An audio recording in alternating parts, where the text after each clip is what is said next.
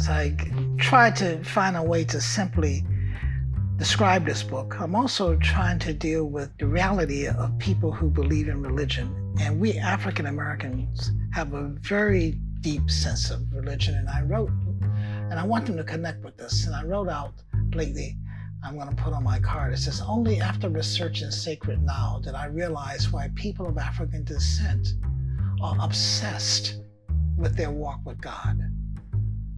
Records left behind, carved in stone 4,500 years ago in ancient Egypt suggest that African people were the first to become aware of the spirit world, belief, and worship.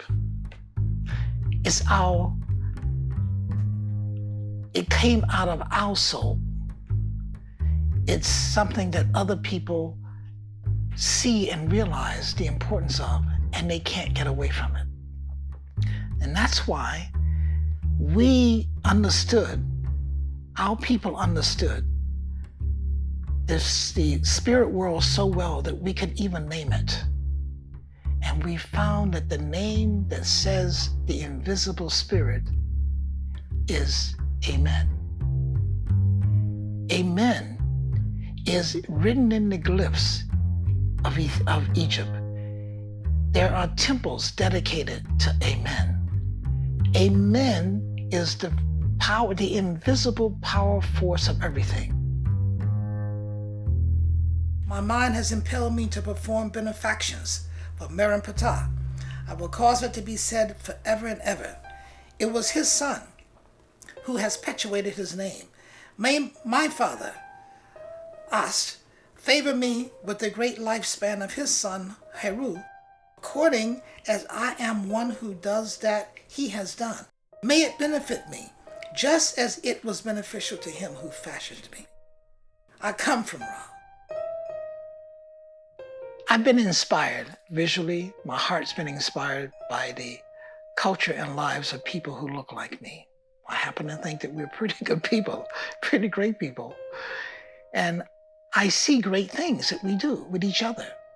So the first book I did on women, called Black Woman, published in 1970.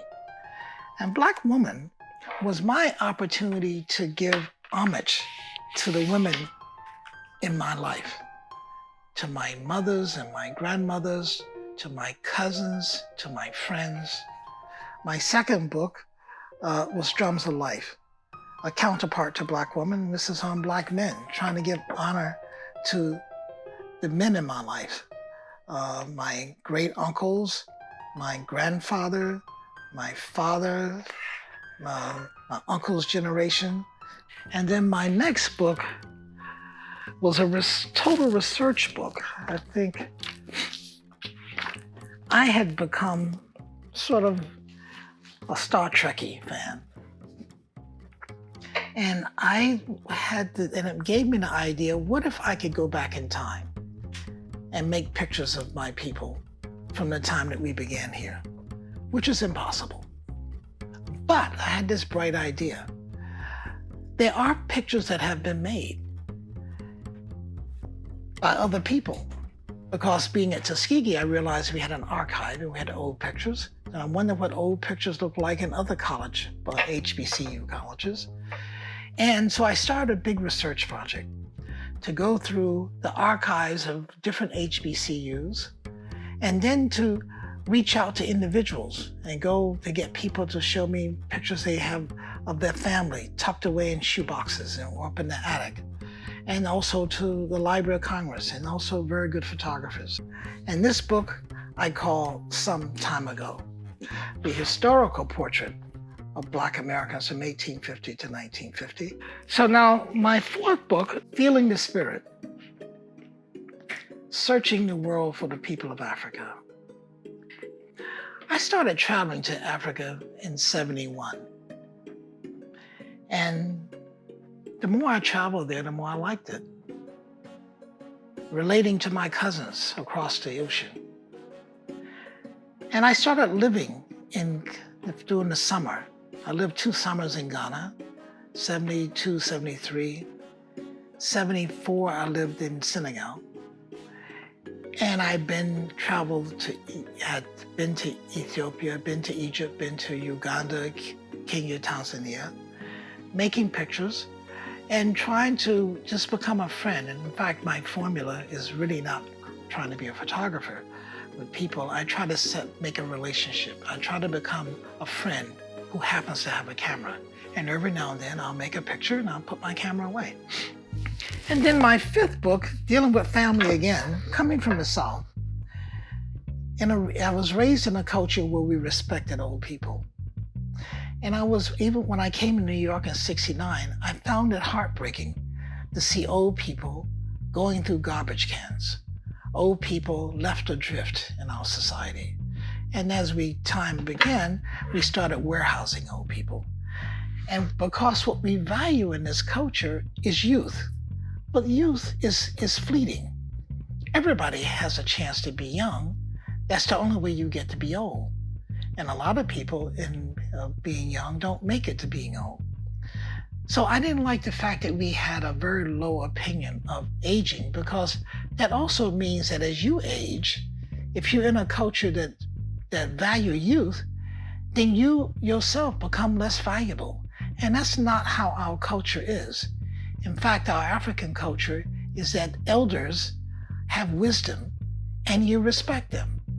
In Alabama, I grew up to respect older people for having wisdom, and I grew up to cherish the old people that older people respected. So Echo of the Journey is really that. It's the echo of where I've been, the things I've learned, the experiences I've had, the people I've come in contact with. And it's separated in two sections. One is a section on the Americas, and the other section is on traveling in Africa.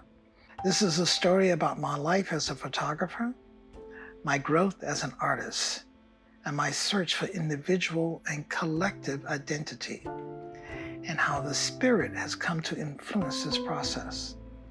We get to book number 7. And book number 7 is on ancient Nubia. Now, I have been photographing Egypt, Sudan, Ethiopia on my own dime. All my work is on my own dime. So out of this work, there were very few books on ancient Nubia.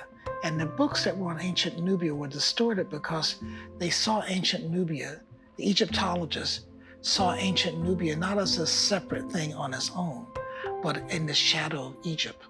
So here comes number 8, Sacred Nile, which looks at the movement of the spirit among our people since the beginning of time, up and down the Nile River. And it's that movement that gestated, that became the great thing that it became, the science of understanding the spirit world. It's just that particular science outlived these people, and we still carry it. And that's what this book is about. How we discovered that science, made that science a part of our living experience, and how that understanding has continued until the present day. This is book 8. Book 9 will be about the holiness of Egypt. I'll talk about that. Hopefully you'll come back when that's finished and we'll talk about that. So this is what I do. I make pictures, but my pictures are documents of information. And I take those documents of information and I put them together to make a symphony, to make a song that you can fold into your heart and soul and cherish.